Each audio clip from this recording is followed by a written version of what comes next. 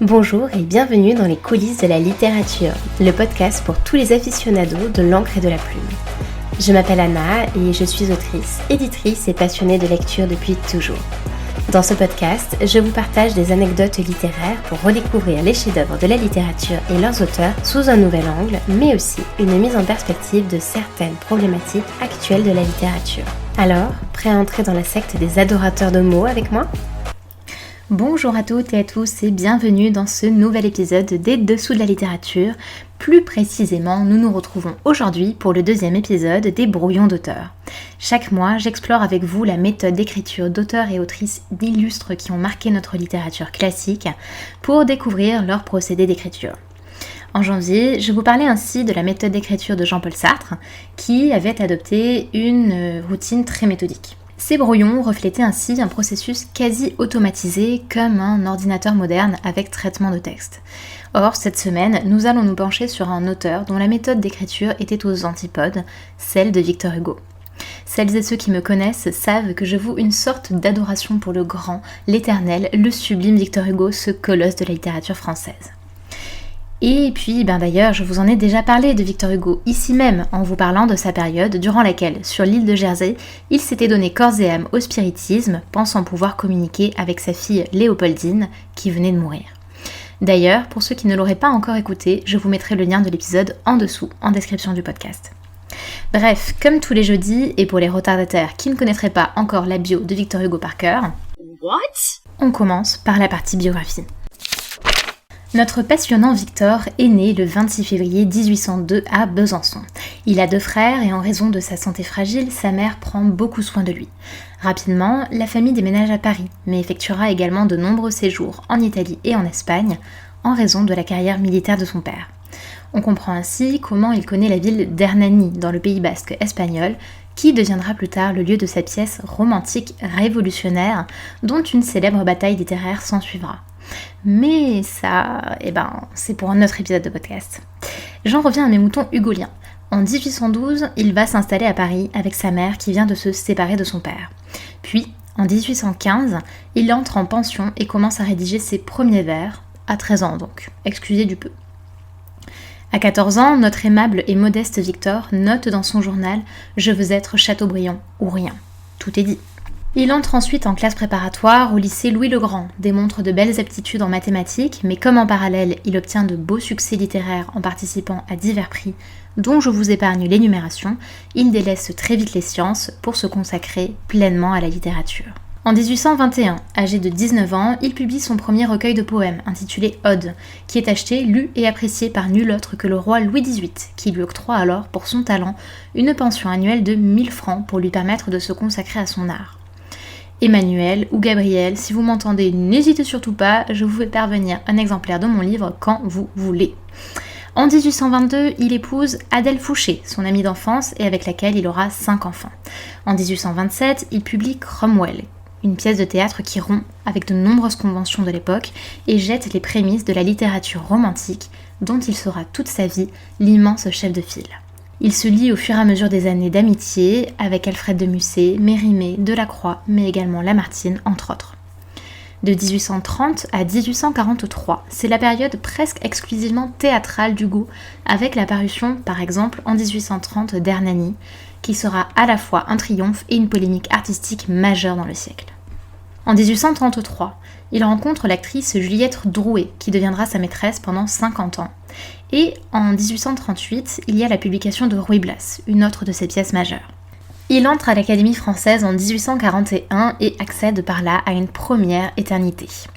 En 1843, sa fille Léopoldine meurt noyée avec son mari, événement tragique qui marquera par son deuil la personnalité d'Hugo et qui entraîne d'ailleurs une très longue pause littéraire qui durera jusqu'à son exil en 1852. Un peu moins de 10 ans donc. À présent que les jalons de sa carrière littéraire ont été posés, encore me faut-il parler de son engagement politique qui commence au milieu des années 1840. Il va alors se dévouer pour de multiples causes. La réduction du temps de travail des enfants, il plaide en faveur de la Pologne pour qu'elle retrouve son indépendance et il deviendra ensuite tour à tour maire du 8e arrondissement de Paris et député. Mais son engagement politique le plus connu et qui est celui qui lui a valu l'exil, à savoir son opposition farouche à Louis-Napoléon Bonaparte suite à son coup d'État, qu'il surnommera Napoléon le Petit, et qui prononce d'ailleurs son bannissement du pays par décret en 1852. Victor Hugo lui reproche en effet sa politique réactionnaire et restera dans l'opposition et en exil malgré l'amnistie que Louis-Napoléon Bonaparte finit par prononcer à son encontre. Son exil durera 19 ans, passant de Bruxelles à Jersey, puis sur l'île de Guernesey. C'est durant son exil qu'il publiera Les Misérables en 1862, Les Travailleurs de la mer en 1866, puis L'Homme qui rit en 1869. Ce n'est que le 5 septembre 1870, lors de la proclamation de la Troisième République française, qu'il accepte enfin de rentrer dans sa patrie où il est accueilli en héros. Il assistera alors à la Commune de Paris qui lui inspirera en partie son roman 93. En 1876, il est élu sénateur et œuvre pour l'amnistie des communards dont il avait farouchement désapprouvé la répression. Il meurt le 22 mai 1885, obtiendra des obsèques nationales, bien qu'il ait insisté pour avoir une cérémonie dans le corbillard des pauvres.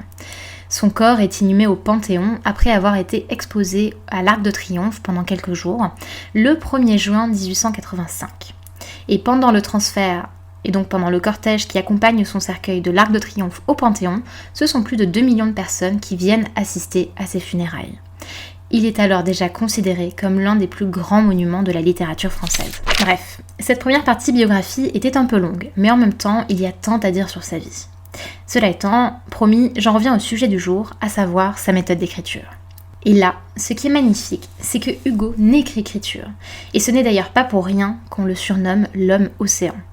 Dès lors, pour lui, écrire, à l'opposé de Sartre et de sa routine un peu huilée, on va dire, c'est écrire en toutes circonstances, de jour comme de nuit, toujours, surtout et n'importe quoi, de manière obsessionnelle.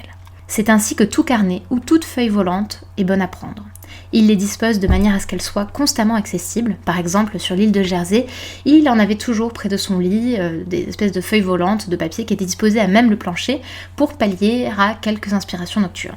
Dès lors que l'écriture se fait de manière compulsive et désordonnée, cela implique qu'un roman ou un poème peut s'écrire de différentes façons.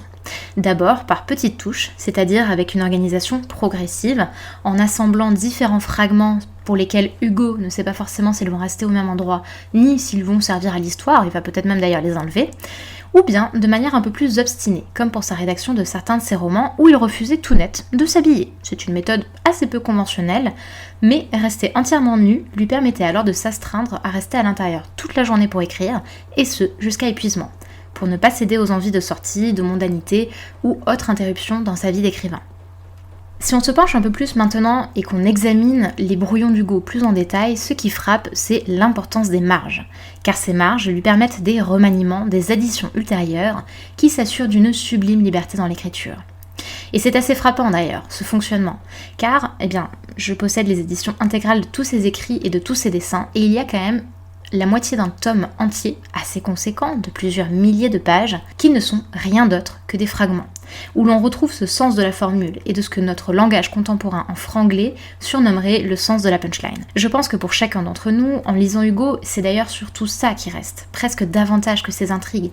C'est cette force dans le verbe, cette énergie du langage qui rend de ses écrits universels et inépuisables. J'avais d'ailleurs une prof en prépa qui avait admirablement résumé la chose. Finalement, quoi qu'on en dise, on ne peut jamais faire totalement le tour de son œuvre, et malgré tout, même quand au bout d'un moment on en a un petit peu marre de ce sens de la formule, de cette emphase dans le verbe, on en revient toujours à Victor Hugo. Je précise que d'ailleurs, le fait d'en avoir marre, ça la concernait surtout elle. Moi, je reste subjuguée, quel que soit le nombre de fois où je le lis, et où je relis ses œuvres, mes œuvres préférées, je suis toujours autant sous le charme. Bref, peu importe. Cette énergie, on la retrouve ainsi dans ces feuillets de brouillon, disais-je, souvent surchargés, souvent illisibles, car les marges servent aux corrections, mais laissent également entrevoir le jaillissement de l'inspiration pour des fragments et passages ultérieurs qui, somme toute, n'auraient rien à faire sur le feuillet en question. Et comme Hugo était également un très bon dessinateur, ça commence à devenir franchement agaçant d'avoir autant de louanges et autant de génie créatif, il lui arrivait régulièrement de faire des esquisses sur ses brouillons pour dessiner, pour représenter des lieux, pour représenter des personnages qu'il avait en tête, pour faire une pause dans l'écriture ou tout simplement pour se représenter visuellement ce qu'il voulait ensuite mettre en mots. Et voilà pour l'histoire des brouillons d'Hugo.